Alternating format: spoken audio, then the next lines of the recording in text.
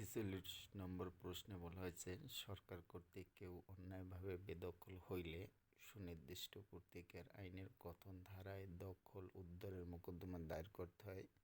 Answer হচ্ছে গ ৮ ধারা।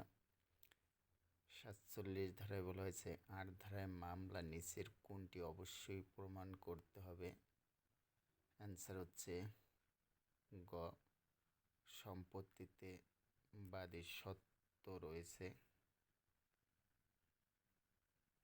এরপর ৪৮ নম্বর প্রশ্নে বলা হয়েছে, সুনির্দিষ্ট কর্তৃকের আইনের ৮ ধারার প্রদত্ত ডিগ্রির বিরুদ্ধে কর্তৃকের কি? অ্যান্সার হচ্ছে ক আপিল।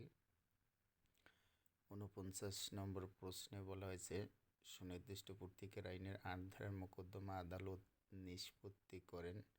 অ্যান্সার হচ্ছে ক ডিগ্রির মাধ্যমে। ৫০ নম্বর প্রশ্নে বলা হয়েছে,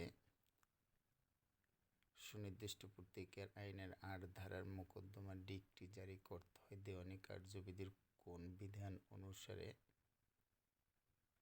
অ্যান্সার হচ্ছে খ ২১ আদেশের ৩৫ নিয়ম অনুসারে।